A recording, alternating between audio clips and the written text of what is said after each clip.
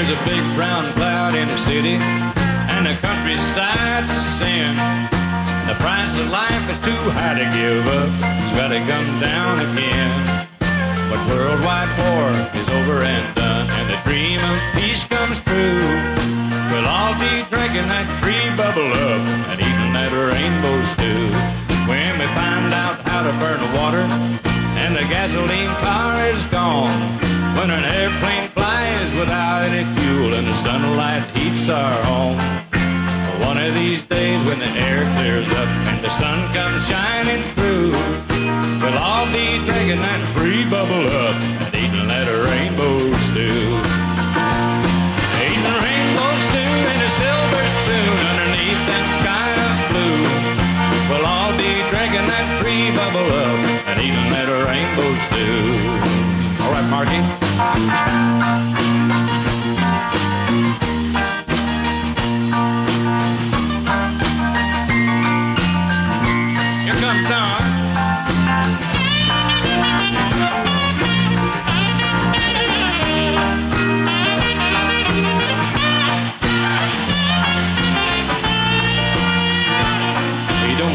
Get high to get happy. Just think about what's in store. When people start doing what they ought to be doing, then we won't be booing no more. When a president goes through the White House door, does what he says he'll do, we'll all be drinking that free bubble up and eating that rainbow stew. Eating rainbow stew in a silver spoon underneath that sky of blue. We'll all be drinking that free bubble up and eating that rainbow stew. Eating rainbow stew in a silver spoon underneath that sky of blue. We'll all be drinking free bubble up and eating that rainbow stew.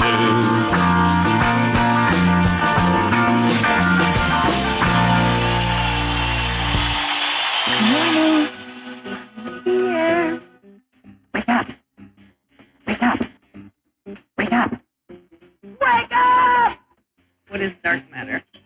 Okay, we don't know. That's great. That's why it's called dark. It's exactly. Everyone knows all reputable information comes from random people on the internet. Tell me things, internet. The earth is flat. It's like school in your hand. Okay, dark matter is something we do not know what it is. We believe the dark matter is there, but we have never detected it. Well, what I'm afraid of course, is that there is no dark matter out there. There was one? There is no dark matter out there. We need to think really hard. Good morning to you. Start your day off bright and shiny. Get up off your little hiney and begin your happy day. And a happy Wednesday morning to you all. Welcome to the IRONWORX on freeworld.fm. Josh, Walt, and Zack hanging out with you this fine morning. Morning, gentlemen. How in the world are you? Yeah. Yeah. I could use another glass or two of that old free bubble up. Yeah, I went to bed early. I don't know, man. I'm just like exhausted. I fell asleep early. I have to tell you, I'm happy as a pig in shit. Well, that's good. That's what I like to hear. Happiness is wonderful. What makes you so happy, Jack? I had such a joyous celebration on Monday night when I saw the moon for the first time. I was set up outside on this massive soccer field over where I'm at, had the highest elevation in the area, whatever. So I had no idea. I couldn't remember where, the moon was supposed to be. I thought it was going to be like low on the horizon. So I'm looking there and just squinting, and then all of a sudden I just kind of let my eyes drift upwards, and there she is. She's smiling at me like a Cheshire cat, right? I felt like a kid at Christmas. I was like, yes. I was jumping up and down, all celebrating. It was pretty fun, man. It was awesome. That's awesome, man. Yep. Started the new year. Oh, it was so last year, if you follow a lunar calendar, There was 12 months last year in 2023. 2022 was 13, 2021, 12, 13, 12, 12, 13, 12, 12, 13, back to 2014. If that made any sense. So, I'm new at this whole sky watching thing in terms of what we're talking about. So what you're saying then is within roughly the same time period, that is spring to spring, right? Mm-hmm. The start of the year is spring, so that's right now. So that this time last year, it took 12 moons. But you're saying that in 2022, from roughly spring to spring, it took 13 moons. But yeah, it all depends on when nature starts spring. If the winter wheat's ready to harvest, then that means that the next full moon will be springtime. If the winter wheat isn't ready to harvest, then it means you have an extra month and you have 13 months that year. You just listen to what nature tells you. Right. Yeah. As I've been thinking about this, I don't think that I'm going to be able to create this existential, detection of infinity. But this is what my mind does when I think about this. It explodes. Because if you think about just taking off the parameter of the calendar, no year, no month, no week, no day, right? You just have the day that you're in. Then your days just go on forever, technically speaking, until you come around again, until that same channel, that same bat time, that same bat channel when, the robins come out and the tulips come out and the cherry blossoms come out. You're like, oh, it's that time again. I mean, how many moons was that? I wasn't even keeping count. You know what I mean? You have no sense of time per se, even though you've got that perfect watchkeeper that's called the moon, and yet that same period of time from spring to spring could actually have a whole extra 30 days. That's mind blowing. Yeah.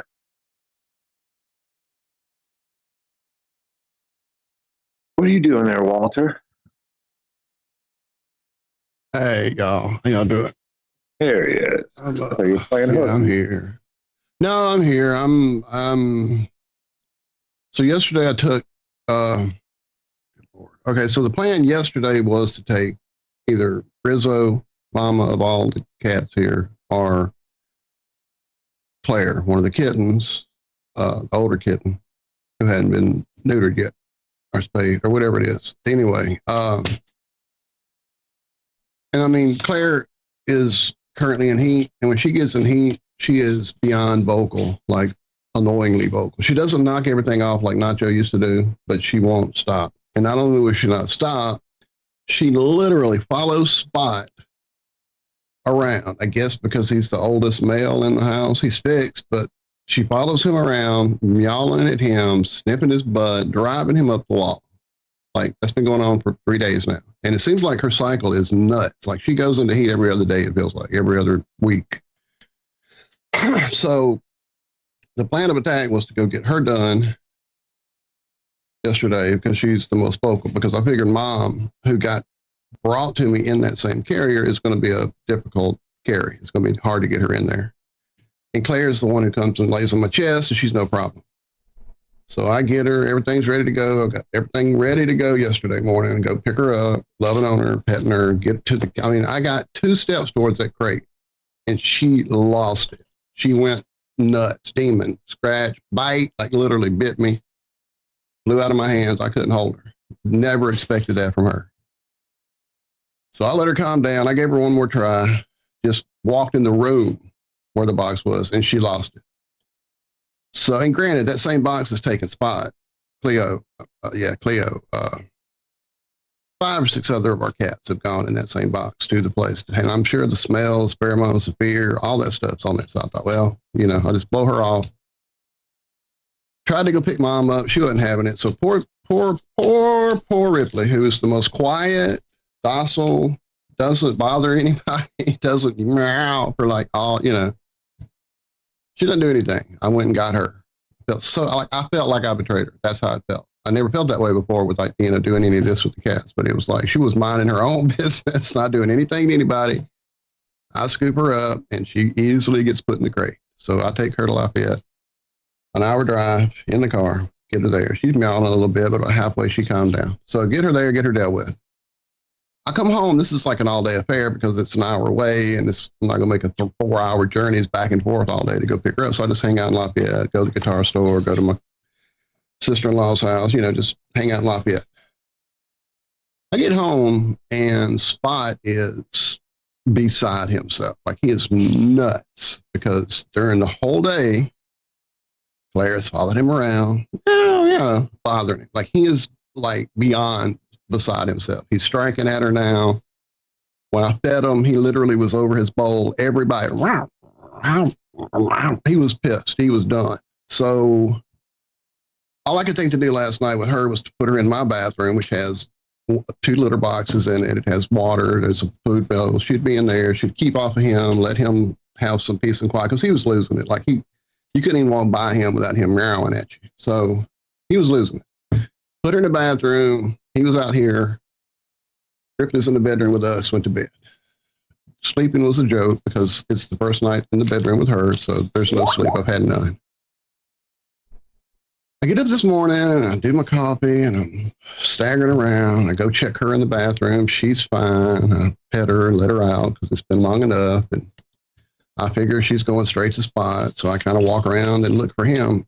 I spent the next hour trying to find Spot until 4:02 when I finally sat down here. I don't know where he's at. Like, I don't have a clue where Spot is. I don't know. There's really no way for him to gotten out of the house that I can figure. And, yeah, I don't know where Spot is right now, so I'm a little upset.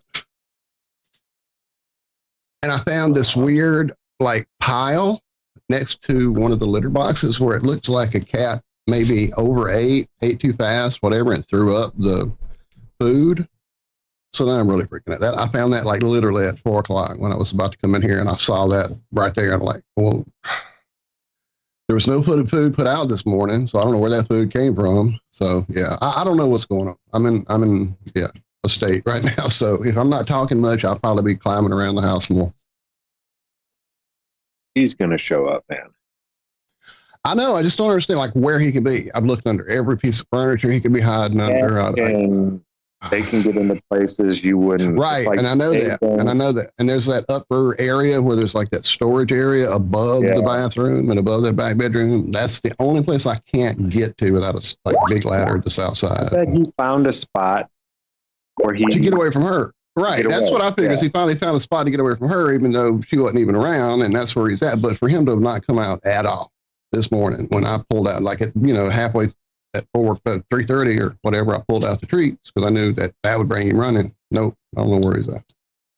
Anyway, I didn't want to put all that on y'all this morning, but Lord, I am definitely, it's been a cat day and a half here for the last 12 or hell, at this point, 24 hours because I got up about this time yesterday to start this adventure. So I just wanted a cat.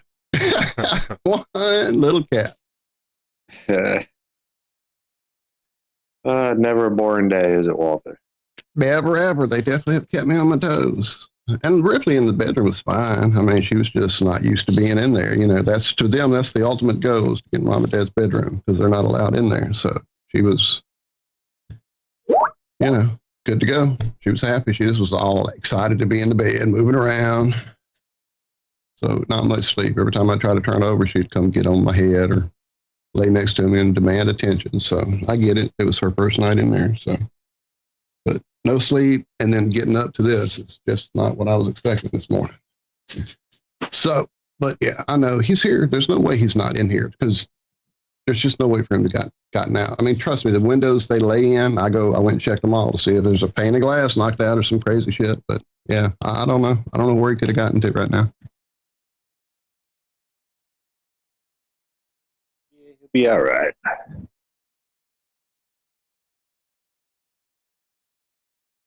Yeah, chances are the more you look for him, the deeper he'll hide. That's what I figured at 4:00. Well, if he's just hidden away, he must not want me to find him even. So, but that makes me upset because that means he's in such a stressed out state right now because of Claire that he don't know what to do with himself still. So, Yeah. and then the other cats are all like tripping because Ripley's in the bedroom, and that always makes everybody nose up under the edge of our door. So that's constant right now. Anyway, yeah, it'll work out. I know. Yeah. So I got all the maps uploaded. Nice. They're all there. Now I just want that little stupid XP symbol. Yeah, I know. Is that still showing that message? I haven't played since I played with y'all. And I really want that to be on there. I really do. Before I put it on David's app. Because like we were saying, Walter, that's what we go and look for. When we go to find a creative map, absolutely. Yep. It's to find one where you're going to get experience points. I don't care how fun the game is, people aren't going to play it if they're not getting experience points. So yeah, Fortnite needs to fix that.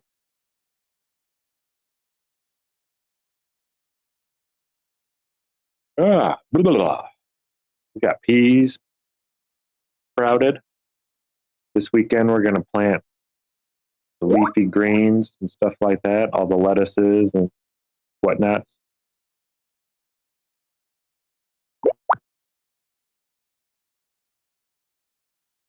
Oh, man. Yeah, Travis, your pictures are posting there in the call. If you're not seeing them on your end, they are popping up here on our end. For some reason, you were having trouble with that. Posting them. Yeah, when I was first posting them, they weren't then showing up for me to send. So it was like, I don't know if Skype had to catch up with itself or not. So yeah, okay, thanks.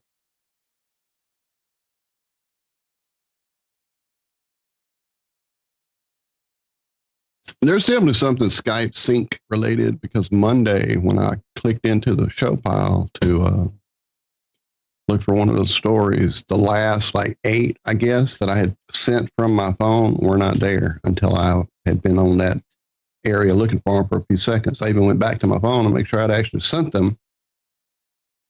And I guess in the opening of it on my phone, while it was open on the computer, it synced suddenly and they all popped up at once. So there's definitely an issue that they need to patch or address. Good. And those weren't photos. Those were just like story links, shared story links. So yeah, there's Skype issues. But those pictures I'm seeing are really cool, especially those ones through the trees. I like that. I like those shots. I will show them. Hang on. I'm sorry. I'm going to yawn and yell a lot. Like I said, no sleep at all. How do you share stuff on this thing? There it is. You guys seen what the Cybertruck tent turned out to look? No, I missed. Have you seen that? It started off looking No, I missed. all fancy, just like They're not as Cyber- good big. Sorry. Oh yeah. New moon. Ooh, that's awesome. That's fucking awesome. I love that color. That purple, yeah. Yep. Cool, brother. I'll use those in the show. Oh, never mind. So people are spending $3,000 on this Cybertruck tent. What is it And called? it The tent? Yeah, it's a tent that you can hook up to the back of your Cybertruck. All right. So, gotcha. And it, like the version that they showed when it started, looked really cool. It had all the venting around the sides that you could, it looked like a nice tent. Well, now it looks like someone took a tarp and threw it over something. Like some poles, and someone took some poles in the back and just threw it up over there. It doesn't look like high tech like the Cybertruck was supposed to look. $3,000. It's a bit of a disappointment as it looks nothing like what was originally unveiled, says Fred Lambert. He goes on to say, accessories are big with trucks. Their form factor open up a bunch of interesting possibilities with the bed, but the Cybertruck's specific design with the angle on the bed makes it more difficult to use some off-the-shelf accessories. So Tesla has planned a series of accessories designed specifically for the Cybertruck. One of them is Base Camp, a tent that fits in the back of the electric pickup truck. It was first announced with the original unveiling of the Cybertruck in 2019. This looked like an interesting design with seemingly a rigid bottom half that matched the design of the truck. The product became Base Camp and was released for sale shortly after Tesla revealed the production version of the truck last year. It already seemed to be a lot less attractive design at that point. Can I jump in real quick? Yeah. Sorry to interrupt, but I'm, you know the way I'm with driving and whatnot. So, in my mind, the only thing that would make this amazing is if, like, there's this leveling up Easter egg where, when the shit goes down and the apocalypse happens, that people who have paid attention or have gotten who have collected them all, right, who've like jumped through all the hoops or whatever. When the shit goes down and everything is out of power, the only thing that would make this even more amazing is if all of a sudden you push this one button on the Tesla and the ability to draw energy from the air comes out of nowhere and you can drive your car forever. And no one knew it. They only built it in as this fail-safe assurance, like, what are we going to do when the shit goes down? Well, we can still, pull power from the air, sir. So why don't we build it in and don't tell them until it comes, like down to the fire. But then the only people that it really matters for are the really smart ones that survive and figure it out. You know what I mean? That would be a dope ass leveling up, right? There's patents on cars to do that from like 1860s and stuff like that. They have, I don't know if they were, I wasn't around to see them, but yeah, there's patents for cars that run on, the electricity just sucked right out of the air. One of these days, Trav, I think the technology is already there. I think we could do something like that. I don't know if we'd be able to go as fast as we like to go. I don't know. But yeah, there are patents out there on cars that do that. But it goes on to say now Tesla has started shipping, or rather installing, the Base Camp for early Cybertruck owners. I say installing because you need your first installation to happen at the Tesla service center to attach the tent's brackets, which support the base of the tent to the Cybertruck's vault side rails. The Cybertruck owner going by Town Biz on Cybertruck Owners Club received one of the very first Base Camp and gave a first impression review of the tent. And this is the gentleman, what he wrote. Although Tesla is requiring SCs to do the initial install, in reality, both install and removal of the tent from the bed is straightforward as long as you can deadlift 90 pounds and or have a buddy to help lift. It comes with 6 brackets that attach to the vault side rails and have specific spacing. Attaching these brackets is simple, same as how you attach your bottle opener or tie down points that come with Foundation Series trucks. Assuming Tesla is requiring the SC to do it just because of potential liability issues with people not putting the brackets in the right positions. That said, the manual provides install instructions for anyone to put these brackets in, so I suspect that one day Tesla may direct ship to customers. The trickiest parts of initial install are setting up the stowed Base Camp in the right slot. Blah, blah, blah, blah, blah, blah, blah, blah, blah, blah.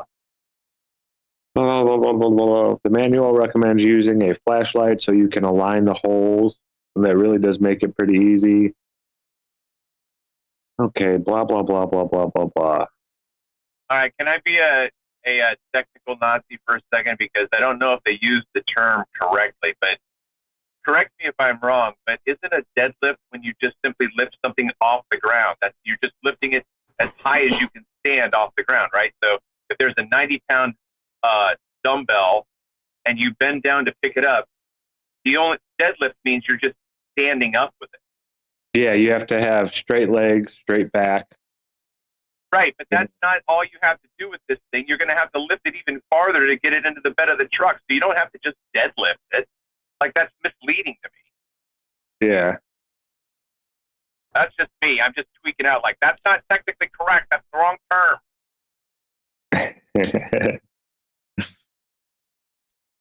And this guy goes on to say, obviously it looks nothing like the original render, and arguably it doesn't look as good. To be fair, it should look better with the awning out, but they haven't installed it in this case. For $3,000, yeah. The tent better look good for $3,000. Right? I want black construction paper. I want gold foil. And some really, really fancy curtain rods. Really fancy curtain rods. The owners noted a few issues with the installation, packing, and unpacking process. He is not sure if he can recommend it for $3,000. Unless, of course, you're paying him $3,000, in which case he'll recommend any fucking thing. Yeah. And then he goes on to say a whole bunch of stuff. Yeah. Blah, blah, blah, blah, blah, blah, blah. Okay.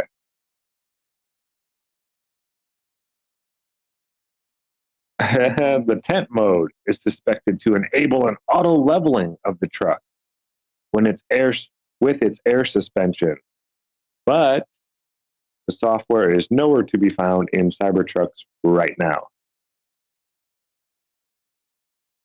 And there's no way to link the truck's AC to the tent with this system.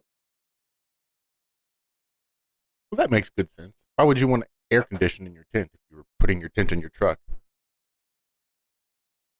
I mean, can I think of any benefit to putting it in the bed of the truck as opposed to just putting it on the ground? Aside from the fact that you don't have to deadlift it up into the truck, or however they want to describe having lifted it. It'd be real easy just to put it on the ground and sweat your ass off or freeze your balls off in the winter because, you know, it's just a tent. But for $3,000, you can put your piece of shit tent in the back of your piece of shit truck. In tent mode. Tent mode. Right.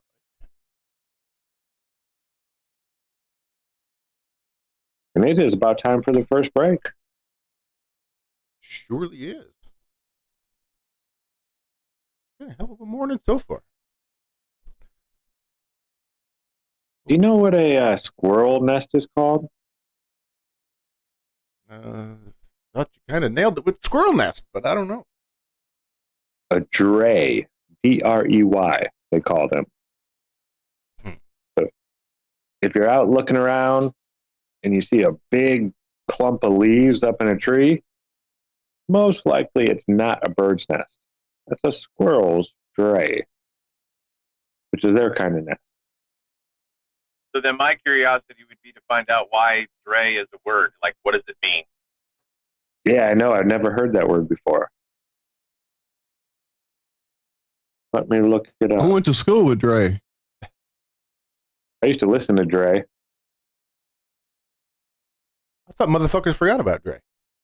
A nest of a squirrel, typically in the form of a mass of twigs in a tree. Dray is something confused with dray, which is D-R-A-Y.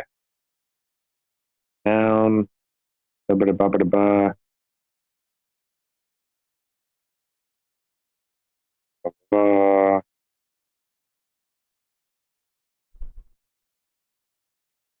What is the English of dray? The nest of a squirrel, animal dwellings, natural, anthill, arboreal, biome. I don't know. Dray in Old English? 64-ounce bottle? Is a sledge or a sled a dray? So yeah, I don't know why they call a squirrel's nest a dray. It's a weird one. Well, stick around. We will have more of the Ironworks coming up right after this. We'll be back. If I die before I wake, at least in heaven I can skate.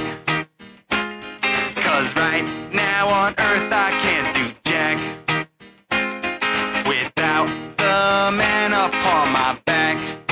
Now heaven would be a DJ spinning dub all night long, and heaven would be just kicking back with Jesus back in my bone. And if you don't believe in Jesus, then Muhammad or Buddha too. And while the world is warring, we just sit back and laugh at you, singing, if I die before I wake, at least in heaven I can skate. 'Cause right now on earth I can't do jack without the man upon my back. Now when most people think of heaven, they see those pearly gates. But I looked a little closer, and there's a sign that says do not skate. So if you wanna come to my heaven, well, we all gonna have a ball. And everyone you know is welcome, 'cause we got no gates or walls. Singing, if I die before I wake, at least in heaven I can skate. 'Cause right now on earth I can't do shit without the man fucking with it. Then I got to the gate, pulled out a list that I would call it fate. I'm sorry friend, you can't come in. You got a list here that doesn't limit. You're mad cause I smoke dope. You're teaching any classes in how to cope. I'll find a place to rest my head. I'd rather be alone now that I'm dead. A Christian bus toy way back in 87. We'll be busting Christ dance until we get to heaven. You think I really care that I missed biology? Got my education in stale physiology. With all your rules, you got to chill. I'm gonna twist out like Mike McGill. Gonna twist out cause I got the skills. Gonna twist out cause I got the skills. Got the skills, got the skills, got the skills. Heaven is a half pipe. If I die before I wake, at least in heaven I can skate. 'Cause right now on earth I can't do jack without the man upon my back. If I die before I wake, at least in heaven I can skate. 'Cause right now on earth I can't do shit without the man fucking with it. If I die before I live, I die before I live. In heaven I can skate. 'Cause right now on earth I can't do shit. Now on earth I can't without the man fucking with it. If I die before I wake, you know where at least I am. I don't care, no, I don't care. I don't care, I don't care. I don't care, I don't care. I don't care, I don't care. I don't fucking with it. If I die before I wake. This is Michael Tyson. You probably know me better as Iron Mike, but I don't go by Iron Mike no more because I used to be a monster. I'm a different person now. I'm all about happiness. But what is happiness? I'll tell you what happiness is. Every time I listen to my favorite show, Media. It's a truther show on YouTube. And welcome back to the second half of the first half of the Ironworks right here on freeworld.fm. Zack, how excited are you to see Mike Tyson stepping back into the ring? Oh man, you know, he's 58 years old, but what I've seen, dude, he still looks like You know, people see Mike talk now, and he seems like this nice, sweet guy, you know? But even himself, he'll tell you, he can't watch boxing anymore. Like sitting at home, it turns him into a different person. He gets mad and angry, and he turns into that guy in the ring. Now, he outweighs Jake Paul by like 40 pounds. So they haven't announced it yet. Is this going to be a fight, or is this an exhibition? There's a difference. Fights are federally sanctioned in the United States. There are certain rules you have to, they can't have a fight with a 40-pound weight. That's too far of a weight disparity. I think according to U.S. federal law, you can either go up or down one weight class in an actual sanctioned fight. So in an exhibition, they don't have official referees. They don't raise the person's hand in the ring. You have to exit the ring before you get your hand raised. There's all kinds of weird rules about it. So if it's just going to be this exhibition where they go out and tap on each other and play around for 5 rounds or whatever, I mean, go make your money, Mike. But if this is an actual, if they're out there to hurt each other, I don't know what Jake Paul is thinking.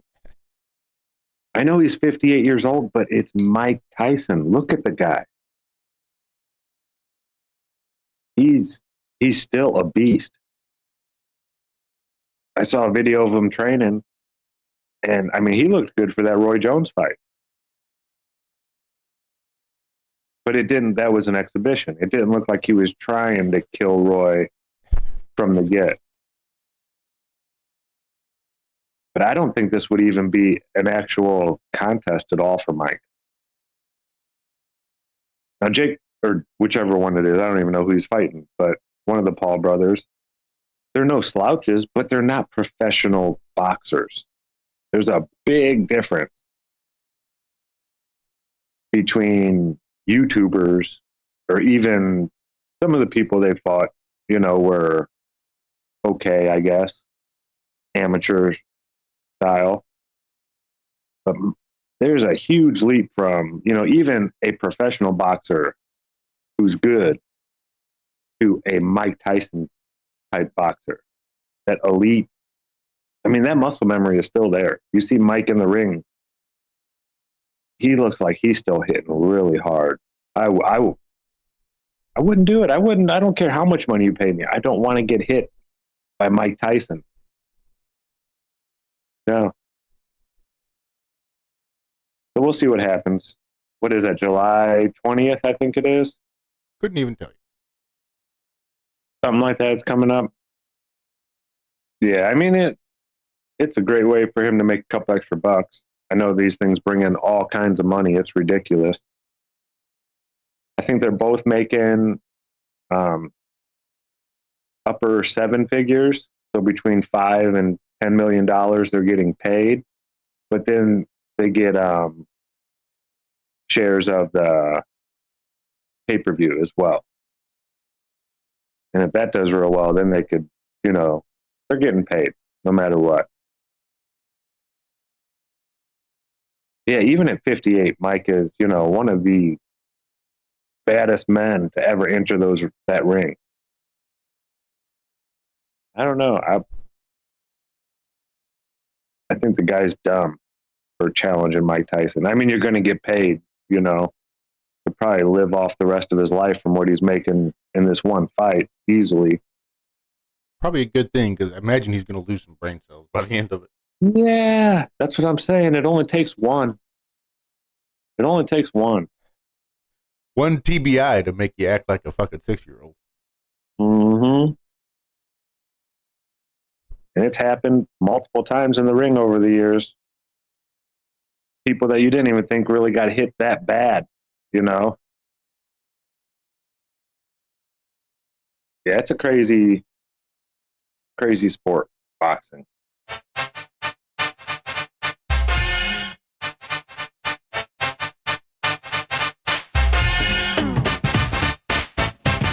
God, this takes me back. I haven't heard this in a hot minute.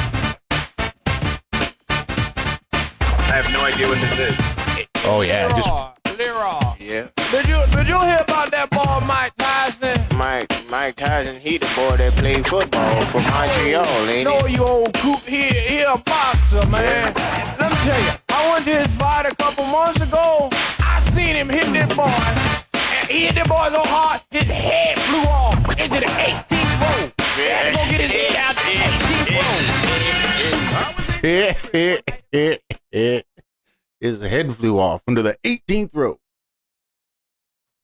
Old DJ Jazzy Jeff from the Fresh Prince. Can I jump in real quick just because I'm on my way to pick up a rider? So, you know what I think is, in my mind when Zack was going through all those stats and all that stuff, like I was thinking of like this Uncle Rico character, armchair boxers, like, what do you want to make a bet I could go 15 rounds with Mike Tyson? Like, there's somebody out there that's like sitting like, what do you think I could throw this football over the mountain? You know, like this dreamer that's out there that's just like not living. Like, there's somebody out there that's like, I can take on Mike Tyson. Like, what this guy talking about? But what was the other thing I was thinking about? Oh, hey, in case you guys didn't know, I had meant to look for it, but forgot. So maybe I'll try to remember if somebody doesn't beat me to it. But Austin has a GoFundMe, Melodome right now, right? He has a GoFundMe for himself. And actually, I thought of it and contacted him. And he's like, yeah, I was already going to do that. So we kind of teamed up. And I did 2 days where I streamed as long as I could all day long, just publishing his fact that he's trying to raise money so that his family can go to Indiana and experience as a family the total eclipse, as well as touch base with long lost family members that they used to have a strained relationship now. And so it's an interesting opportunity for us to pay back to Austin, because he's also been giving his time to help other people along their way too. So let's give Austin a little bit of support, huh? Absolutely. Yeah, that's one of those things that, you know, a family like that would be so cool, going and doing that as a family. That'd be something that his children would remember for the rest of their lives. Something like that. But yeah, you got any extra, you know, I know things are tight right now with a lot of people, but anything you got that you could help, just imagine the looks on those children's faces. And he's got some beautiful children. So speaking of solar eclipses, this is by Scientific American, Megan Bartels. She says, total solar eclipses are cosmic coincidences that won't last forever. Earthlings are very lucky to see the spectacle of a total solar eclipse. They only last a few minutes, don't they? Jesus Christ. No shit, it's not going to last forever, psycho. The sun will come back. So at first blush, the circumstances required for a total solar eclipse sound technical but mundane. The sun, moon, and earth line up in that order. Sure, it happens just once every 18 months or so, and only a thin strip of Earth experiences the marvel of totality during each eclipse. But how hard can it be for one to occur? Astronomically hard, it turns out. The conditions required for Earthlings to experience a total solar eclipse like the one about to occur across a swath of North America have been developing for billions of years. And the phenomena relies on the unique relationship between Earth and our moon. In quotation marks. People always associate eclipses with the sun. But of course, you're really looking at the moon. Planetary scientists at Johns Hopkins University Applied Physics Laboratory. Wait, what? Yeah. In the middle of the day, that huge, bright orange ball in the sky is the moon? That's not what I'm looking at. I'm looking at the moon. That's funny because I don't really ever see the moon. I just see a lack of the sun. Right. In some sense, you're touching the shadow of the moon. The spectacle. Jesus Christ. Oh, she's retarded. I got it. Never mind. Should have started the story with that. It should have. It should have said, to start this off, I'm retarded. So it says the spectacle is a reminder that the Earth and the moon are connected. Well, there's a big space gap in between them, but okay. Total solar eclipses get their drama from a tidy set of coincidences. Most prominently, the sun, which is about 400 times larger than the moon, is located about 400 times further away from Earth. I thought it was an astronomical set of coincidences. Am I wrong? Didn't she just say that at the beginning? Yeah. Damn it. I would say. Better throw that caveat in there every few sentences just to remind me that she's retarded. The result is an illusion in which both the sun and the moon appear to be about the same size in our sky, allowing the moon to block out the sun's visible disk while revealing the fiery white corona of its outer atmosphere. Don't forget, I'm retarded. The corona of what? The moon, right? Because that's what we're looking at. You still never. No other rocky planet in our solar system has the right portions to experience total solar eclipses as Earth does. Mercury and Venus lack moons entirely, while Mars' two satellites are runty, captured asteroids capable of only partial eclipses. Our moon is also unusually large. It is bigger than 98% of its peers in our solar system, and smaller only than a few moons of the gas giants Jupiter and Saturn. Earth's companion is surprising in both its heftiness and proportional size compared with its planet. The moon, okay, this is in quotation marks, so don't forget, I'm retarded. The moon is a really unusually big satellite. It's very rare, says Jun Koranaga, a geophysicist at Yale University. Our moon is so bulky because of the collision that formed it. Scientists believe... Oh, so that's settled science now? Yeah. Well, they're scientists, so when they say something, it's science. Scientists believe a hunk of rock about the size of Mars slammed into the young proto-Earth about 4.5 billion years ago. When the dust settled, modern Earth and its lunar companion remained. It was a real Goldilocks situation. A smaller impact might have created a smaller moon, and a larger impact might have destroyed Earth and the moon entirely. Another dose of cosmic chance. The impact left the moon's orbit tilted 5 degrees from the Earth. If the moon's orbital plane matched our own, Earth would experience a total solar eclipse every new moon. Oh my God. With this literally earth-shattering impact, a dance between our planet and its moon began that has lasted billions of years. Shortly after the collision, the two bodies were close together, but they have since drifted apart as a result of the moon's gravity tugging at Earth's oceans and causing tides. What? Yes, tides is why the moon is moving further away from Earth. That's right. Go touch your shadows. Stupid. Okay. Scientists think that the distance grew quickly until about 2 billion years ago. Today, the moon saunters away from the Earth at a rate of just about 1.5 inches each year. Now, don't they know that this shit's going to come back and bite them in the ass when they... I mean, it'll be a while, 1.5 inches per year. Yeah. You give it like a few hundred They'll years. They'll just make a dark moonmer to fix it at that point. Yeah, as long as the check clears, they don't give a fuck. Yeah, maybe they'll forget next year when we bring the story up again. Maybe they won't. Maybe we can just create some new complete and total nonsense that's going to completely contradict this, but chances are nobody's going to give a fuck. They'll just keep paying us. So that's cool, whatever. Go touch your shadows. Because for decades, scientists have tracked the distance between the Earth and Moon with 5 instruments called lunar ranging retroreflectors that were placed on the lunar surface during the Apollo program, and then the Soviet Union's uncrewed rover program, Lunokhod. By shooting laser beams up at these reflectors and precisely measuring the time it takes for the laser's photons to return to Earth, scientists have been able to regularly calculate the changing distance between the laser and the reflector with stunning accuracy. Oh my goodness. That really changed the way we measure things. Really?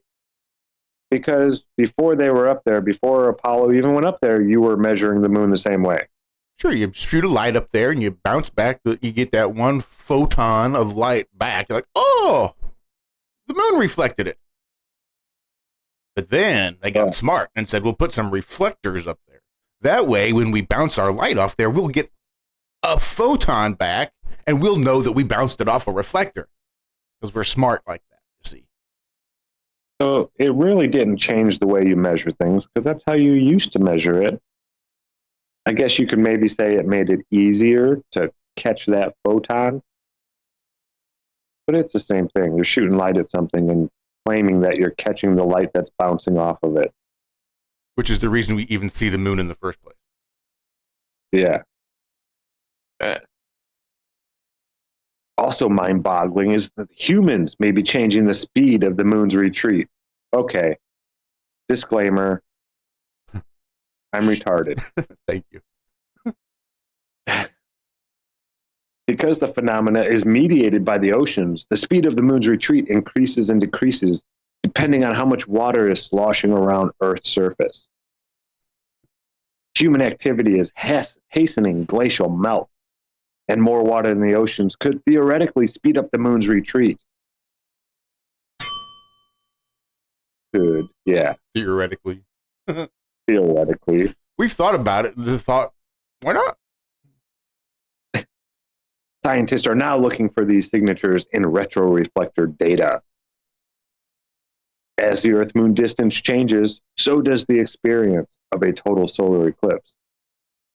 Billions of years ago, when the moon was much closer, eclipses may not have been able to offer a glimpse of the sun's wispy corona. And in the opposite direction, jump 620 million years into Earth's future, and the moon will have drifted far enough away that the Earth will see only annual solar eclipses. Today, these ring of fire spectacles occur during eclipses when the moon is in the more distant part of its orbit around Earth and cannot fully block the sun's disk. But far in the future, Earth will likely only catch partial eclipses, just like those seen by our rovers on the surface of Mars, courtesy of its puny moons. Hey, can I jump in real quick, guys? Please do. So, like, ever since I started looking at the moon the past couple of months, you know, I've been trying to, like, suss it out and think through it. You know, you guys have been humoring me as I'm talking through the cycles and all this kind of stuff. But so one thing that I keep coming back to in this situation is the new moon always happens when, you know, between the waxing and the waning phase. That's when the new moon is going to happen. So you know the new moon is coming up because you understand that the gibbous, the waning gibbous, is a daytime moon. Like, it's going to spend the most of its time in the daytime as it moves closer and closer to the sun. So once the moon gets close enough to the sun at new moon, you can't see the moon anymore, but it's very close to the sun. And so then we just had the new moon right now, but there was no eclipse. But now next month at the new moon, next month, there is going to be a solar eclipse. So then, Mike, you know, so then the moon has to have moved a full length in its body towards the moon, towards the sun, in order to get that parallax. You understand what I'm saying? Like, the moon and the sun just crossed paths, but the moon didn't eclipse the sun. But next month, within a month, the moon's going to move one full body length in the sky to get into the path of the sun. Like, that has to have, like, some value and some calculation where you could actually debunk it almost, right? Like, so let's just imagine somebody's listening to what I'm saying right now. They're like, well, I'm going to figure this out. How long would that take? And then they crunch the math and say, in order for the moon to move a whole moon's length from where it was in March to where it's going to be in April, there's not enough time. It can't be the moon, right? Like, there's got to, you understand what I'm saying? Yeah. Yeah. So then my question is, right? So now we have March, no eclipse. April's going to have an eclipse. May is there's no eclipse, except that there is, I think. No, that's in October. That's later on in South America. But hey, my point is, it's like, if the moon, is on the same track technically every single time, then why isn't there an eclipse every single new moon? And don't we have 2 eclipses a year somewhere on Earth? I think so, yeah, and it's not the same place. That right? article said every 18 months. It's like, wait a minute, isn't it like every 6 months? Yeah, there's because always in October, Yeah. yeah, in October there's going to be a full solar eclipse, but it's going to go down in the opposite hemisphere. Mm-hmm. Yeah, it's weird. And the fact that they repeat the Soros cycle, just it's like every 18 point something years, the exact eclipse will happen again in the exact same spot. Shenanigans. Right there. There's shenanigans. No, I agree. They do it by saying, it's the moon's 5 degrees off of this, and it only happens when it lines up perfectly, because sometimes it'll be at 5 degrees when it's between the Earth and the moon.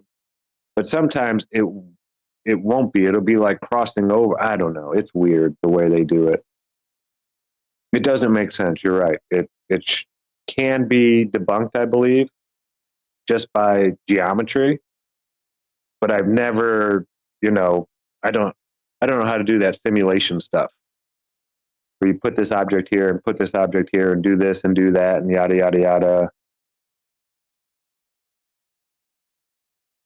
Yeah, we're almost up to the next break. Did you see that the U.S.'s tallest skyscraper, where it's being built there, Josh? I did not. Oklahoma City. Good thinking. Wonder if It looks like a big giant thing sticking out in the middle of the tallest building is like 10 stories next to it. Timothy McVeigh's just got his mouth watering.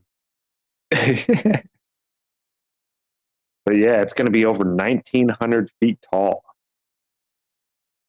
That's huge. It won't be the tallest in the world. It'll be the 5th tallest in the world. 1.5 billion, but they did not pick New York. They said they didn't want to be near the coasts. They didn't do New York Oklahoma. or LA. Yeah, Oklahoma they picked. Where the wind comes sweeping down the plain? Yep, that's the one. It looks like a big old thing sticking it. I mean, it ain't a needle in a haystack, that's for sure. You're going to be able to see this thing from a distance. Wow, 1,900 feet. That's up there, man. Yeah, it's going to look cool. Seeing a building that tall without any other buildings next to it with any height. It'll look like the Devil's Tower out there. Just this big spire sticking up out of the ground.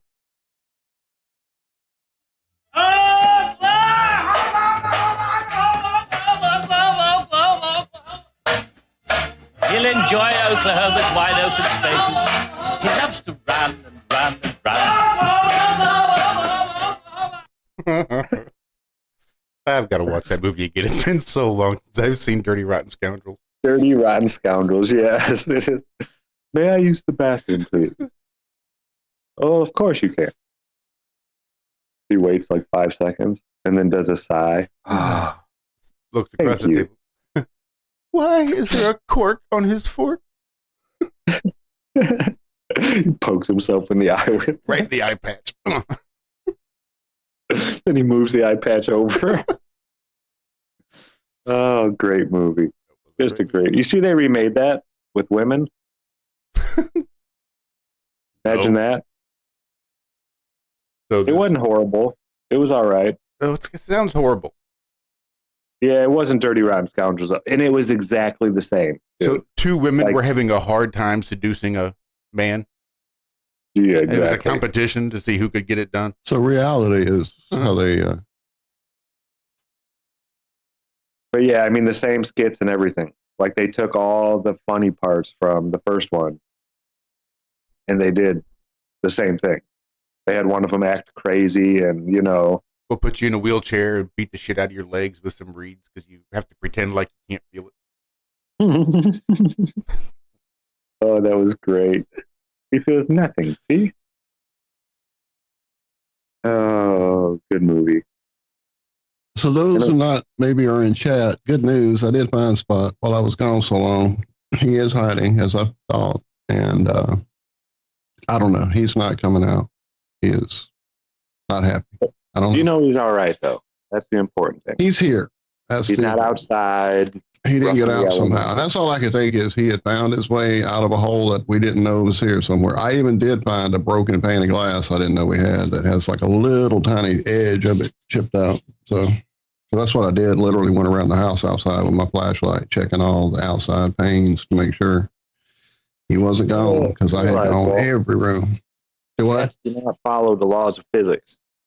Oh, I'm aware. They are little furry snakes that can fly. I'm quite aware. So I do not know how they do it. I saw just a little whiteness, and I'm like, wait, is that? And I finally got up and around and moved something, and there he was. And he just looked at me, and I was like, you okay? And he just looked at me, didn't say nothing.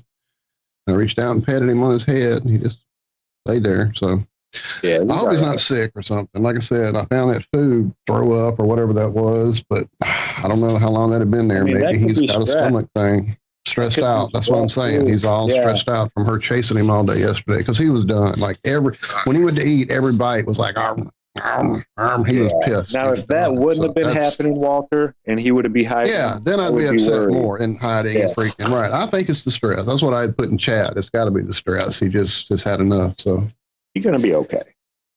Yeah, it'll all work out. I'm just glad I found it because I had no clue, man. I had looked every conceivable place. So what do we have? So second break.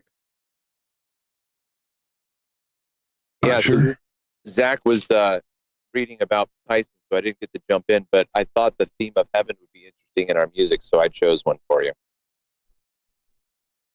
Nice.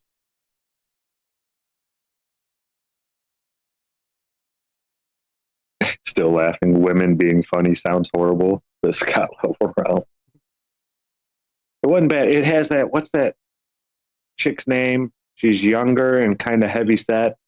She was in those movies where they did the singing, the acapella crap. I watched it with Cami. I forget her name. I don't know any of these actors or actresses anymore. But she's kind of a heavy set woman. Not kind of, she is. She's a big girl. But she's in that, she's in that Dirty Rotten Scoundrel female version movie. I don't know. It wasn't horrible. It wasn't Dirty Rotten Scoundrels. And you could tell Melissa McCarthy? No, not her. She's older. The one younger than her that was like in her maybe mid-20s. She's maybe 30 now. Maybe? I don't know. Yeah. No idea. Couldn't even. No idea. But I'll grab your song just on the other side. This one is, again, Tyler Childers, so of course I enjoy it. But again, sticking with the theme, Trav, we'll be able to grab yours on the next one. This is the IRONWORX. We'll be right back.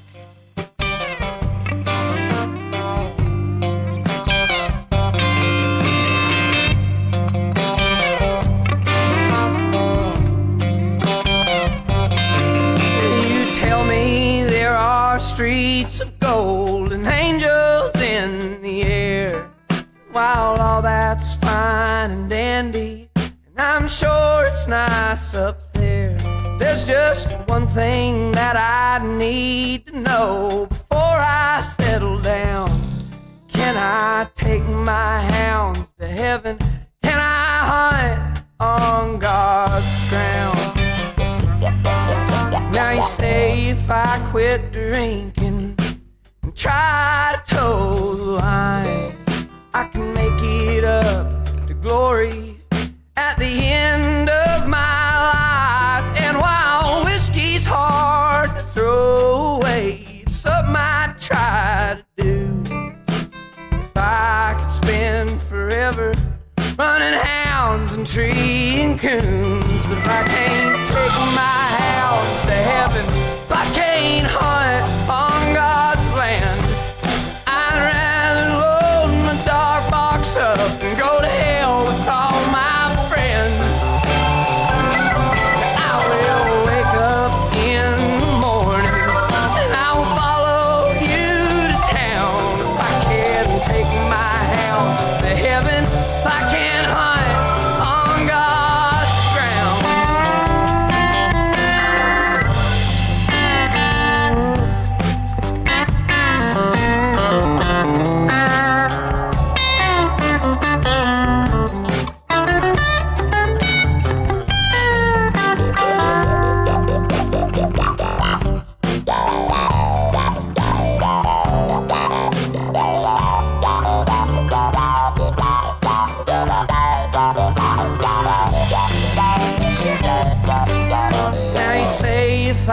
quit smoking and my rough and rowdy ways.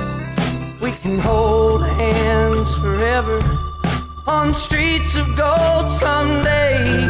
But the only way I can stand it now, and I hate to say it's true, is when you give me a hard time. I can do what I wanna do. I can't take my hounds to heaven. I can't hunt on God's land. I'd rather load my dark box up and go to hell with all my friends. I will wake up in the morning and I will follow you to town. If I can't take my hounds to heaven, if I can't hunt on God's ground. If I can't take my hounds to heaven, if I can't hunt on God's ground.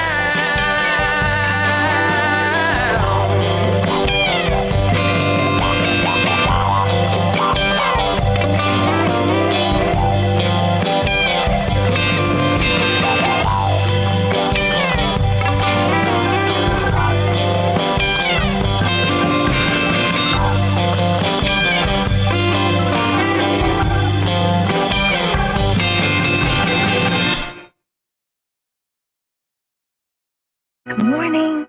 I'm here. Wake up. Wake up. Wake up. Wake up! What is dark matter? Okay, we don't know. That's great. That's why it's called dark. Yes, exactly. Everyone knows all reputable information comes from random people on the internet. Tell me things, internet. The earth is flat. It's like school in your hand. Okay, dark matter is something we do not know what it is. We believe the dark matter is there, but we have never detected it. Well, what I'm afraid of course, is that there is no dark matter out there. There was one? There is no dark matter out there. We need to think really hard. To think really hard. How dare you? You have stolen my dreams, my childhood. And welcome back to the first half of the second half of the Iron Freeworld.fm. You can also find us the Iron Realm Media podcast channel here on the YouTubes. And we'll see, we're running up on it. Should be somewhere around this time next week. We may or may not be back on the main. We shall see. Hey, so just real quick, as a friendly reminder that Austin is having that GoFundMe, and one thing that I'm adding to the pot is that I made these Ubercast one size fits all flex fit hats, and it looks like a Make America Great Again. I didn't really think about that. It's just a red hat with white writing on the front, but it's not a MAGA. So here we go. Right. So all four of my hats have the Ubercast on the very back. You know, that's the name of my YouTube channel right now, the Ubercast, right? And then on the front has different things that I've said on my show. One of them is I have come here to bring life and to chew bubblegum, but I'm all out of bubblegum, right? Because my motivation is to cultivate light, life, and love. So that's a phrase that I've said. Another one is, I hope you have a blue sky day. And that's just a way to lift people up, right? Because that I am now using that phrase because someone else used it on me. There was a woman at the grocery store, and that's what she said every single time. I hope you have a blue sky day. And it's cloudy outside, right? What are you talking about? It's cloudy outside. Oh, the sun shines on the inside, my friend, you know? So I was just like, that's a great thing. And like, she always lifted me up. So then that's what I say to people now, right? I hope you have a blue sky day. And they say to me, but it's cloudy outside. And I'm like, it doesn't have to be blue inside, does it? You know what I mean? Whatever. So anyway, so here it is. If you donate $50 and you make the effort to contact Austin and say, hey, I want one of those hats, you can choose one of them, and then whatever's left over is going to be the, you know. So I have 4 hats to give away. People who make $50 donations, you can get a hat at your choosing. That's nice. So, Trav, have you ever heard me do the spiel about the $1 million? I think so, yeah. Yeah. Like if you're happy and then you got $1 million, would it make you happier or something? Yeah. Something like that. Yeah. Do it again though. I like it. It's really good. Do it again. Whenever I see somebody new at the grocery store, I did it yesterday again. There was a young lady at the cashier thing, and I had never met her before, so I went through my spiel. And when I asked, this upset me. $10 million, $1 million, would that make you happy? Well, yeah, of course. Okay, now we're going to change it. I'll give you $10 million, but you don't get to wake up tomorrow. And the first thing they said was, can I give that $10 million to my family? And I didn't know what to say. And as I'm driving back home, it really affected me. I was just sitting there, what should I have said to her, Because that sounds like somebody that's in a lot of pain to me. And I know what I'm going to say next time that comes up. I didn't say it to her. I wish I would have. But that just, you can give that $10 million to your family. Well, but I mean, I get what you're saying. Hold on. Okay.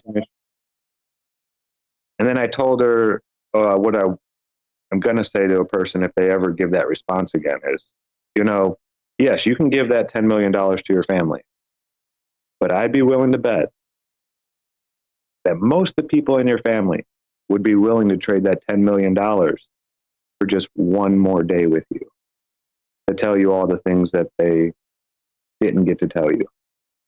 I almost guarantee that. Yeah, I think that's a great response, right? Because that shows the worth of a human being. Because what she's saying in her mind, like I was going to put a positive spin on what she did in a sense, like she was being thoughtless of herself, right? Like she's like, well, if I'm going to have to sacrifice myself, like I'm going to die, I'm going to be dead, I'm not going to be able to enjoy the money. So it's not going to make any sense for me to get $10 million for one day's worth of living, but I could give it to my family. That's an interesting trick. Like that's a loophole in this system. So like she's willing to sacrifice her life to give sustainability to her family. But then on the other hand, you're absolutely right. Her family would be like missing her and thinking, oh, I wish Sally were back. Like I wish like this money's not, it's great, but we, you know what I mean? Like it's an interesting conundrum. Yeah. Yeah, I don't think that $10 million, they would enjoy it. It wouldn't make them happy. They would give every penny back just for one more day. I know I would, So yeah, it really affected me. Her response was just like, whoa, are you okay? I wanted to like give her a hug. And like you were saying, maybe she wasn't in a bad place. Maybe she's just a really selfless person and was thinking, of others, which is nice. But still this is life. This is, it's awesome. It's all gravy. That's my new mantra. As long as the sun comes around, everything else is just gravy. Sometimes it tastes good, sometimes it tastes bad, but you woke up. You get to see the sun again, come around. You're alive. It's up to you whether or not you choose to enjoy it or to, relish in your misery. That's up to you. Yeah, I mean, the one thing that I've come to a couple of times is that realization that, and I was doing it yesterday on the show whenever I was just riffing and pontificating and doing whatever, but it was like, this isn't going to be as witty as it's been in the past, but ultimately, if you think about where you're at right now, like be quiet, think about where you're at. Are you happy? Right? You're like, no, I'm not happy with where I'm at. When you come to the realization that that's your responsibility, and another way of saying it is that's your fault, right? So like you're in the exact same place you actually want to be because that's where you are. If you don't want to be there, then change it. And if it doesn't change, you don't want to change. Yeah. That's an interesting response. So it's almost interesting to then say you can be anything you want to be. We've always heard that, but in a sense, that's true, because everything that you are at that moment, whenever you're at that moment, you think about that moment, whatever you are at that moment, you've created. That's your creation. So you have made yourself whatever you want it to be. So when you look at yourself in the mirror and you see what you've created, that's you and everything you've been working for. So congratulations. There you are. You've succeeded. Beautifully said. We got a few more minutes before the next break. Did you guys know that every 2.4 million years, Mars tugs on Earth so hard it changes the ocean floor? No. I just read it. This was just published 13 hours ago in Live And Science. oceans rise and the buildings fall and fucking continents shift because, if it's pulling on the ocean floor that hard, then there's going to be other effects. I'm sorry. It says, but then I'm not a scientist. I'm retarded. So go right ahead. A new geological study suggests that Mars's gravitational field pulls the Earth closer to the sun over cycles lasting millions of years, warming our climate. Oh, Mars is the enemy now. To stop global warming, we got to stop Mars from pulling us closer to the sun. Now, how Mars is on the outside of us.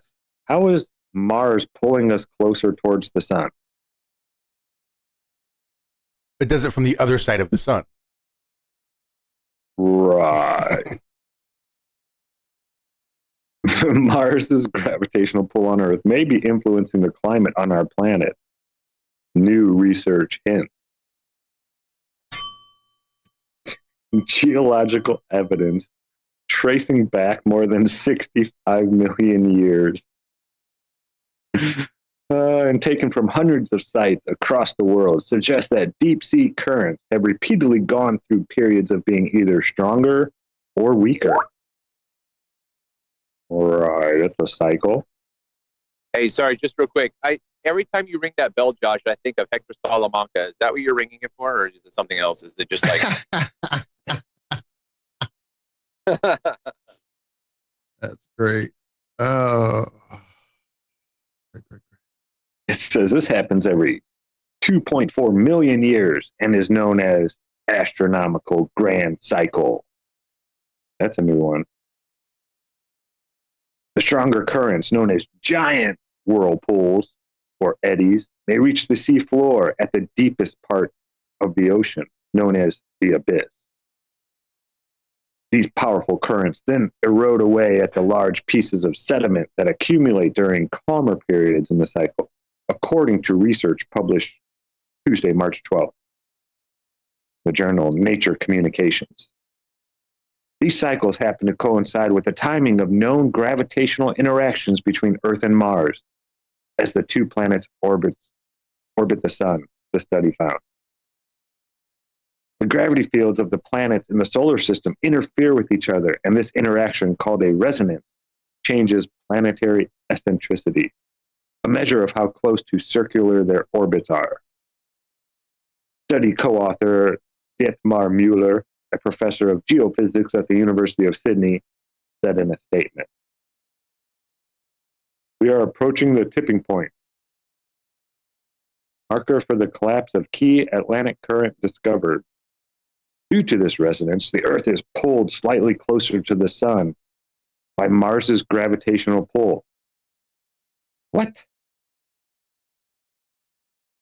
Meaning our planet is exposed to more solar radiation and hence has warmer climate before drifting backwards again, all over a period of 2.4 million years.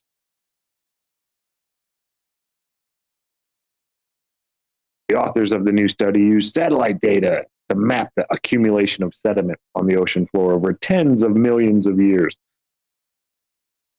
Oh my goodness.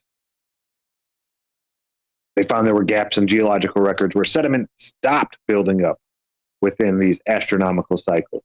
They believe that this could be linked to stronger ocean currents as a result of warmer weather caused by Mars's gravitational influence on Earth. So I guess we can all go back to the regular cars, because us driving cars does not affect Mars at all, I don't think. So, see, it's not us He's that's eating called cars global and he's warming. eating bars, and now oh, sorry. It's Mars's fault that we're warming up. I got that. Thank you, Travis. These findings support the idea the red planet influences the climate on Earth, just as passing stars and other astronomical objects have been theorized to.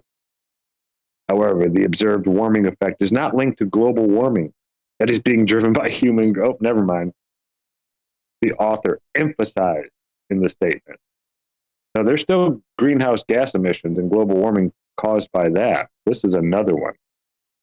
Nevertheless, although speculative at this stage, really, the findings suggest that this cycle may help periodically maintain some of the ocean's deep currents in the event that global warming decreases them, the authors say. Okay, we know there are at least two separate mechanisms that contribute to the vigor of deep water mixing in the oceans. One of these mechanisms is known as the Atlantic Meridional or Meridional overturning circulation, the AMOC for short. These act as an ocean conveyor belt, bringing warm water from the tropics to the northern hemisphere, pulling heat deep into the ocean in the process. Blah, blah, blah. Okay, this is almost over. Some scientists predict that the AMOC may collapse over the next few decades. So it's possible that the ventilation induced by deep ocean eddies could be beneficial. Or deep sea data spanning. Now, wait a minute. Okay, listen to this one. Our deep sea data spanning 65 million years. Wait a minute. Core samples. No. You don't get to do that. You don't get to say you're looking at 65 million years of data when you've only been collecting data for, at the most, a few thousand years. I mean, let's get serious. Well, we'll give them the greatest benefit of the doubt. When did humans supposedly start using rocks and sticks? Like 100,000 years ago? We'll give them 100,000. You said 65 million. So if the first humans to start using sticks and stones started measuring the currents of the deep ocean, you're still way off. 100,000, 65 million. You don't have 65 million years of data. Stop it. Get some help. Sorry. Okay. Our deep sea data spanning 65 million years suggests that warmer oceans have more vigorous deep circulation. This will potentially keep the ocean from becoming stagnant, even if Atlantic Meridional overturning circulation slows or stops altogether. So this is a good thing. Mars is a good thing then, right? Pulling us closer to the... I still don't understand how something on the outside pulls us closer to the sun. Unless, like you said, it's on the other side of the sun. And then has the gravitational pull stronger than the sun? Than the sun? Yeah. It's just, oh my goodness.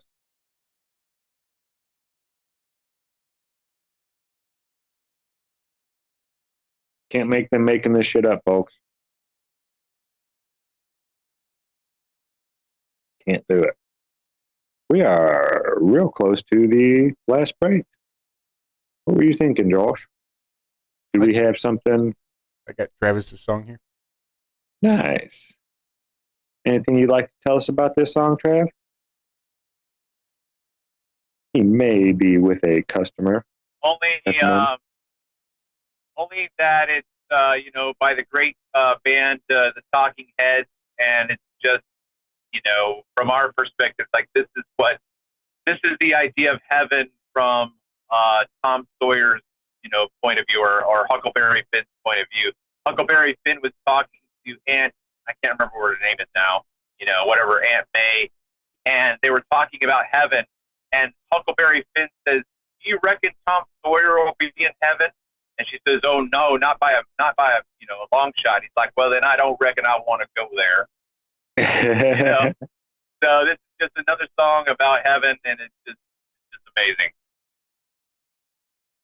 I haven't heard Talking Heads in a hot minute. We are quickly approaching. We still got a few more minutes. Yeah, we do. There's a fighter in the UFC a while back named Tim Kennedy, I think was his name. Anyway, he was on the Sean Ryan show recently. Sean Ryan show hit his 100th episode, and that was his guest. It was a super interesting interview. Little bit of fear porn at the end, if you're not interested in listening to these two special forces. Like Sean Ryan was in the CIA. I think he was a couple other those dark fucking alphabet agencies. And just to hear him talk about where he thinks the state of this country is going, and all of these special forces who have either participated in or had to deal with the consequences of countries being overthrown. To hear them talk about the state of this one makes it just a little unnerving. But it is always... Sean Ryan is a hell of an interviewer. You don't really hear him a lot. You can hear him interviewed, but he's quiet on pretty much 85 to 90% of his interviews. It's just them talking.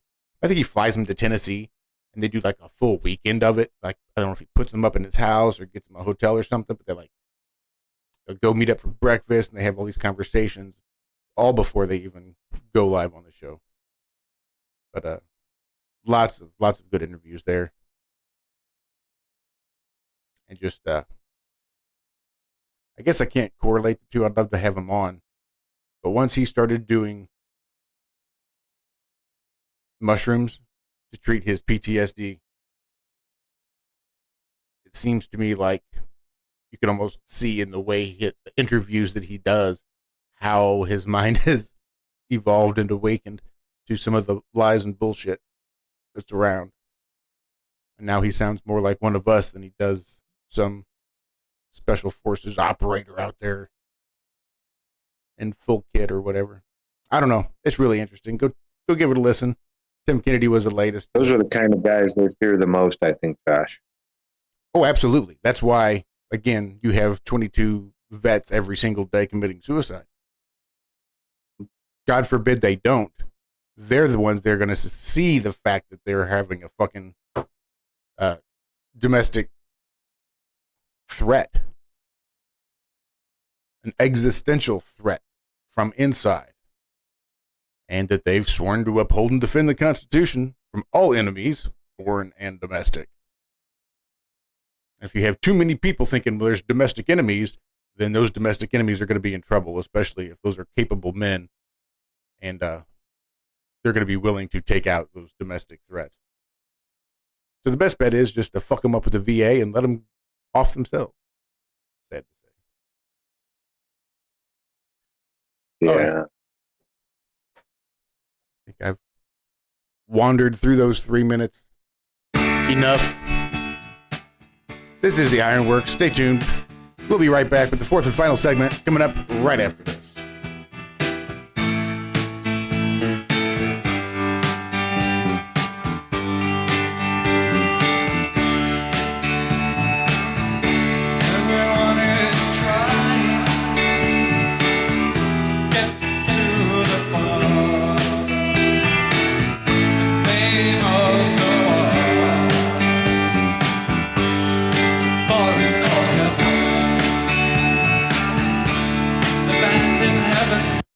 So just so I'm clear, this is the right song, yes? This is a 2005 remaster.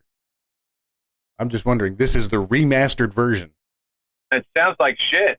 Yeah, I'm like, I don't understand the fucking word they're saying. Yeah, I apologize. It was just the first one that came up. So if you wanna try to search for it, you want to search for it real quick, because I think I still have it pulled up. Hold on, let me find a different one real quick. I say, I think I've got a live version, maybe.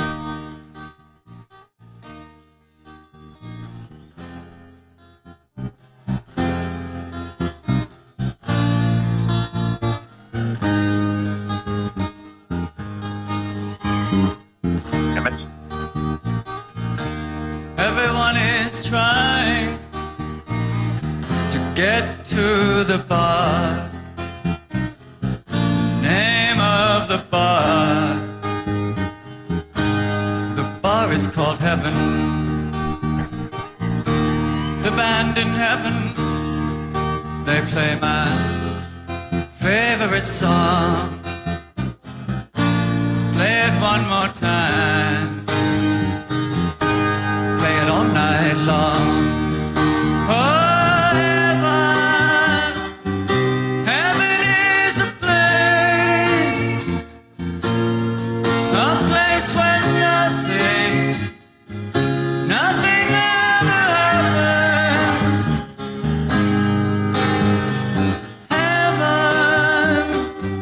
Heaven is a place where nothing ever happens.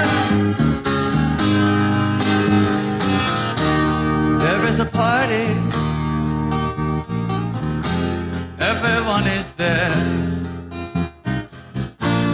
Everyone will leave at exactly the same time. When this party's over, it will start again. Will not be any different. Be exactly the same. Oh,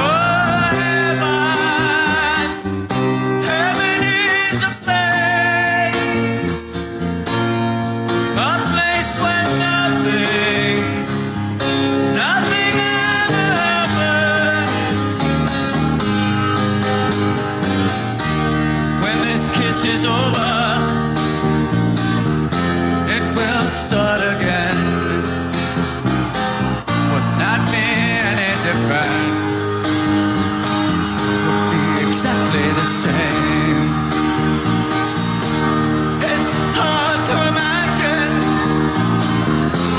that nothing at all could be so exciting,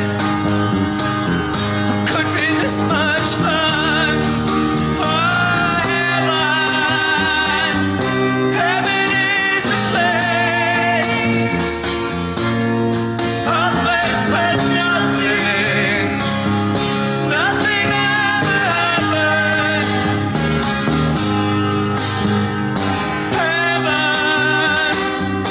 Heaven is a place where nothing ever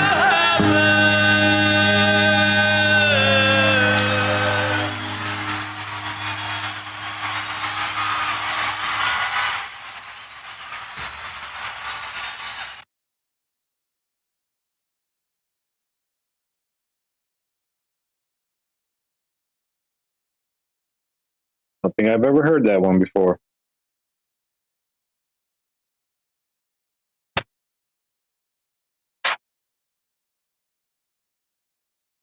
Pique.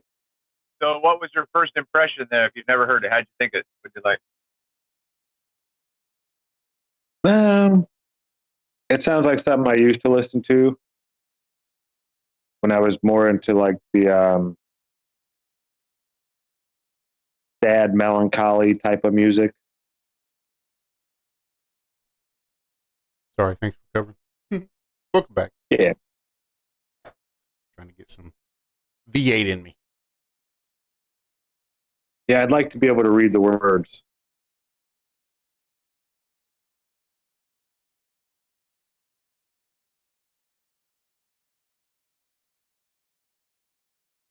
basically it's kind of like what I was suggesting, Huckleberry Finn's idea of heaven was that it was going to be really boring because Tom Sawyer wasn't going to be there. And so the whole depiction of the Talking Heads idea of heaven is just that it's this monotonous bar where the band plays the same song all night long and nothing happens. Everybody's trying to get to the bar to order a drink, and it's just like this cacophony of madness, and it just never ends. That's what I get. Like, that's their picture of what heaven is.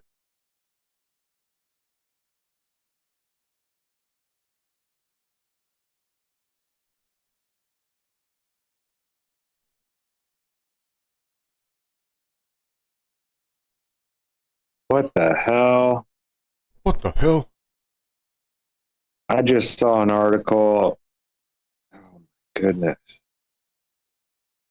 It doesn't shock me that it's Walmart, but Walmart in South Carolina. I don't know if they're doing this in other Walmarts already. South Carolina Walmart is implementing a new store policy in a move towards inclusivity. Walmart has announced a new shopping policy designed to cater to individuals with sensory disabilities. Mm-hmm. Yeah, this is not just South Carolina. Okay. Starting soon from 8 a.m. to 10 a.m. every day, Walmart will create a sensory-friendly environment in their stores. How I would rather shop at Walmart, if you ask me.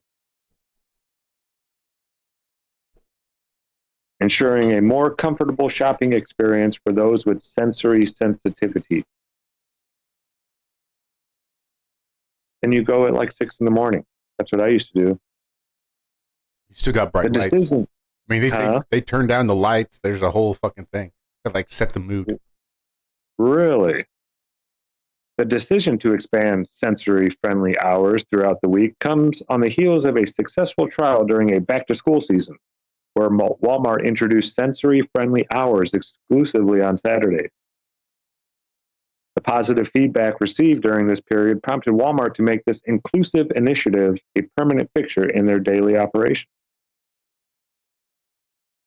What does being more inclusive of sensory disabilities mean? The concept of sensory-friendly shopping involves modifying the store's atmosphere to minimize potential discomfort for individuals with sensory sensitivities. During the designated hours, Walmart will turn off all in-store TVs and radios, as well as dim the lights, creating a calmer and more soothing environment. These adjustments aim to reduce sensory overload for shoppers who may be adversely affected by bright lights and loud noises. The decision raises questions about the potential long-term effects on Walmart's operations and profits. Blah, blah, blah, blah. As the first major retailer to implement daily sensory-friendly hours, Walmart is taking a bold step towards creating a shopping experience that is not only inclusive, but also potentially reshaping the landscape of the retail industry. It will be interesting to observe how this initiative unfolds and whether the companies will adopt similar policies to prioritize the needs of customers with sensory disability.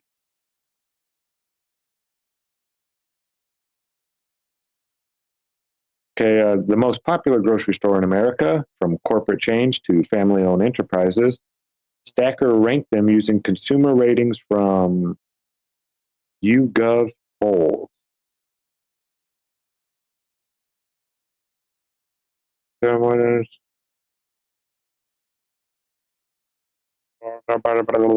don't know what I'm reading now. I don't know if this is still part of. This is going through like, oh, these are stores that started doing this, maybe? It doesn't say. Oh, these are just the most popular grocery stores in America they're rating. Well, I don't care. Bevmo, never heard of it. Winco Foods. Harris Teeter, I've never heard of any of these. Hannaford, Central Market, Ranch Market, Cub, Jewel Osco, Bader Brothers, Wild Oats, Grocery Outlet, Casey's. I've seen Casey's. Giant, Stop and Shop, A&P, HEB, Okay. ShopRite. I don't know why they're giving a big long list of all these.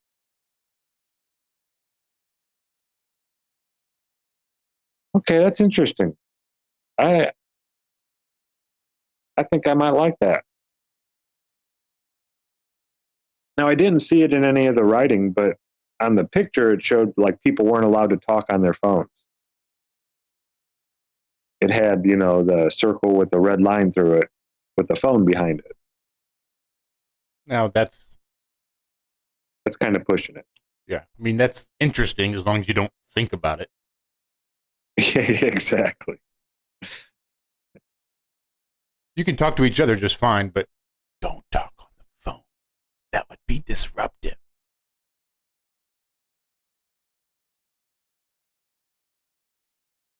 Yeah, that's what it looked like in the article. That's why I was like, wait, what? But if it's just them turning down off the music and turning off all the televisions and dimming the lights a little bit, I'm all for that. Uh-huh, me too. Okay,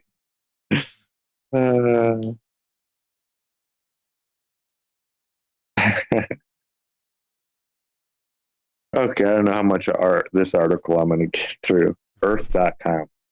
Probably not far. Earth endured over 1 million years of rain in the Carnian pluvial event. Right. According to our historical records. Yeah. It was only 232 million years ago. I mean, of course, we know that it rained for 1 million years straight. I mean, welcome to Seattle. A world dominated by unusual sediment layers. The dawn of the dinosaurs. Monsoon conditions were intensified. I'm just reading the big, bold, italic ones down the article. Drastic climate changes. Oh my goodness. I hope it doesn't rain for 1 million years ever again. And that's all I'm reading of that article. That was just dumb. All right, so let's jump down that dumb rabbit hole for a second and just think about the story itself, right? So let's wind the clock all the way back to when the Earth was just a spinning potato. Okay, there's no water on it, right? Right. So then, when it's just think about physics, okay? You have to just do this. So don't put the spinning potato in motion yet. It's just now a potato in space, so to speak. And then it starts to rain on this potato. What's going to happen to all of that rain? Where's it going to go? No. Here's your first question: is the water cycle? Not where does the rain go? Where did the rain come from? Where did that rain evaporate from to condense up in the clouds in order to fall back down to the earth? That dry potato. Right. Yeah. So right. Yeah, you cut out from underneath me my whole begging the question fallacy. I get that. Okay. Congratulations. You're correct. Absolutely. But my point is that if you think about the building up of water, like what would have to happen, the entire structure of the Earth's surface would have to the water all would have had to start to accumulate at the equator. That's where everything would have to start building up. Why? Because that's where the centrifugal force centers, then you have to build up from there. It just doesn't work. You know what I mean? You have to have a container in order for water to increase its level. Otherwise, it's just going to flow. So if you have a space potato that's got no water on it, and then you pour water on it, the water's just going to fall off. It's never going to stick to it. It doesn't work. It's just impossible. This whole storyline.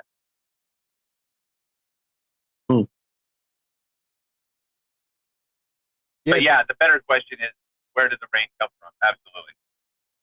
That's kind of like no cell phone policy for the early morning Walmarters.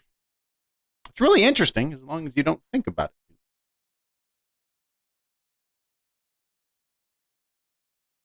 And they say most of the water on Earth came from somewhere else anyway.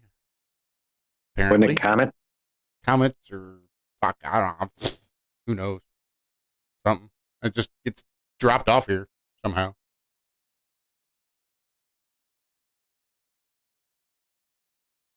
I don't know.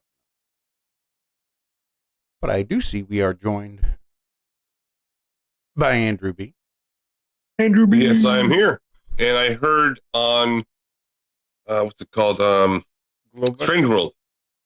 Am I there? What's going on? You're there. Okay, cool. So, Crow was talking about a very good piece of advice to offer to people that are going to be going into the total eclipse in that kind of range, is to actually bring vinegar and boil it. And he swears it works. I've never done it. Does anyone know if that actually works? I've heard a lot of people talk about it, but I have no idea. The boiling vinegar? Yeah, Yeah. I'll tell you that. I'll tell you. I'll run that test. I don't know. I'm going to be in Texas, so I'm driving to the Texas path of totality. But thanks for the reminder. I'll definitely run it if the skies look like they're going to be polluted. It's up here. I can turn around. Just be the wind, Travis. I can also take this one. Be the wind. It seems like there should be a particular day of the year when the clouds are gone. The skies are clear every single year on this day. And that would be the day before Easter, right? If everybody's boiling vinegar for dyeing their Easter eggs, shouldn't skies be clear every day? I mean, maybe not one or two people, but if you've got millions of people boiling vinegar on the day before Easter, surely that's clear blue skies regardless. That is very interesting. Boils vinegar at Easter. Well, the day before, so you can dye your eggs. You just throw that part. We've always just dropped it in with the stuff. I didn't. Yeah, now it's just vinegar, and you just drop a tablet in it, and it used to be to boil it, though. And vinegar. Yeah, I guess we never did that growing up. It's just hot enough down there, Walter. You guys are good. You don't need to boil it. Just set them out. Right.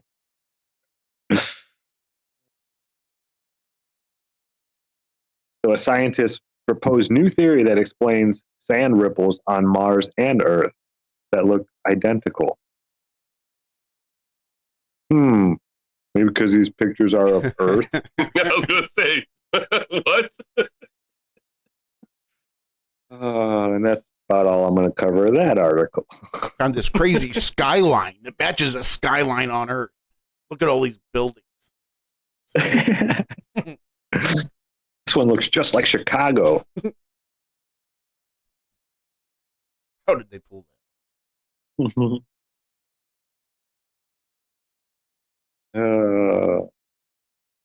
That ball of leaves. Why did I keep getting this article? I clicked into it. I read it. I reloaded multiple times, and I'm still getting that ball of leaves in your tree isn't a bird's nest. It's funny because I could look out the window and see two of these things right now. And I used to see them all the time back in my house that I grew up in Hobart, Indiana, because we had like 6 oak trees lining our back fence. And there was like a couple in each tree. It was like squirrel heaven back there until I got a pellet gun. But yeah, I haven't been seeing them nearly as much over the years. You guys get those down there, Walter? You guys got a lot of oak trees. Yeah. Oh, yeah, we do. Rose, I was talking to Rose over the weekend, and she said there's it's just right outside of New Orleans. It's the oldest tree in the United States. It's a giant oak. Over 1,000 years old, allegedly. Allegedly? I'd like to go see that. Say hello. Allegedly.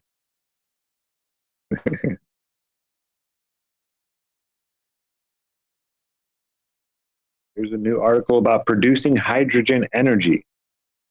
New method is safer, simpler, and more efficient. Yeah, we'll see.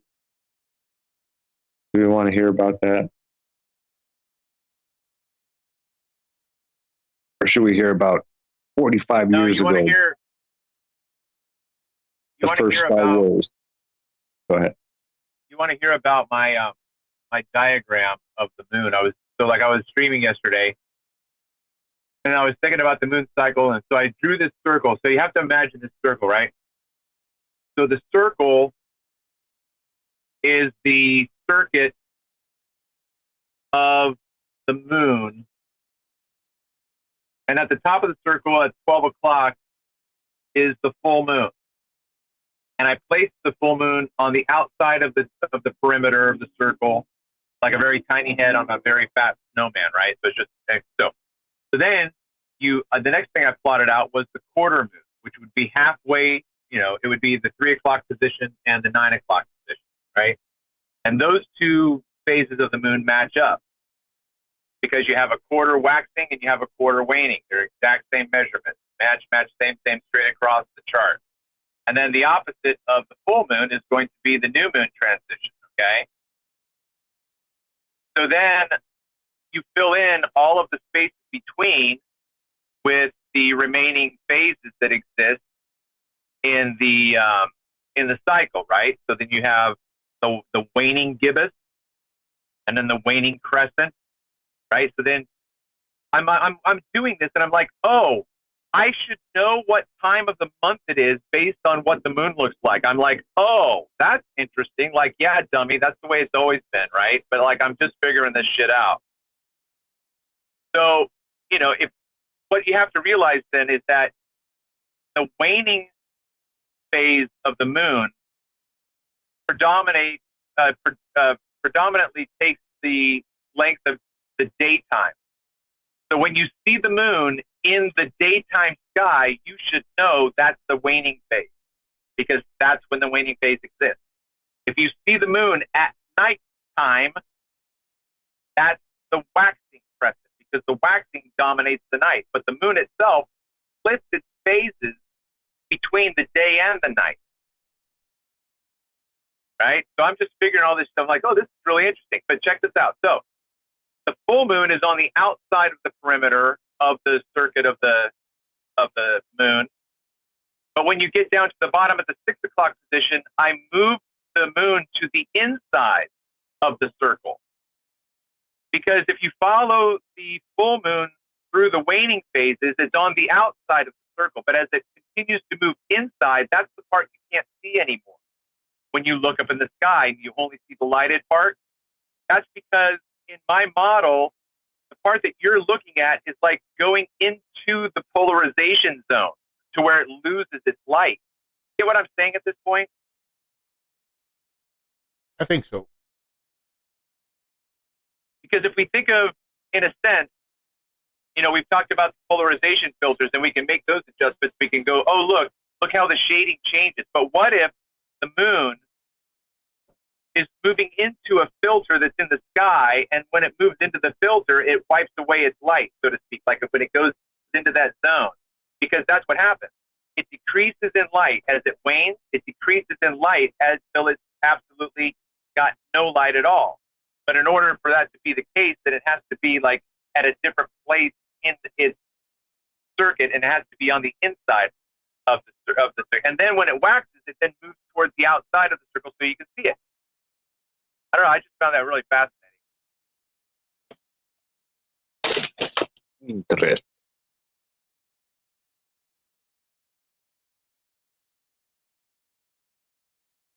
So a guy decided to shoot up his Cybertruck to test the armor. And you can't really call the doors bulletproof. I'd say they're resistant. Did Elon call them bulletproof? Well, they've used that verbiage a couple times, and then they corrected themselves saying it can stop a 9mm or a 22. But even the 223 round went through the door. And then, of course, a 50 cal left a nickel-size hole. And he had this door open because he didn't want to destroy the interior on the other side. And the guy that was doing it said, nothing is actually bulletproof. There's always going to be a bigger bullet. But today we're going to see scientifically where that line gets drawn. I was going to say, you can always make a bigger bullet, but if that bigger bullet's not been made, then I guess you can go ahead and call it bulletproof. If there's not a single bullet in the world that's going to penetrate that armor, that's motherfucking bulletproof. And it's not even so much the size of the round, right? Because a 9mm is bigger than a 223. Even the 45 coming out of a Tommy gun wouldn't penetrate it. It's the velocity at which these things are moving that allow it to penetrate. So the 223 is traveling almost 3,000 meters a second. It's moving. There's jacketing too. I think the green tips, are tungsten. Yeah. I think you get those tungsten jackets or the tungsten tips on a copper jacket with a steel core. Again, it's the technology in ballistics have come so far. Yeah, they say even like a limousine with an armored limousine or an armored helicopter isn't going to stop a 50 cal bullet. If it hits where it's supposed to hit, especially if it has all those nifty gizmos and gadgets Josh was just talking about, all the extras, the bling, you're not stopping. They have bullets that go through tank armor. Uranium tipped or phosphorus tipped that burn right through it. It's crazy. And there's always going to be a bigger bullet. I've watched a Beamer fucking take a 9mm to the driver's side window.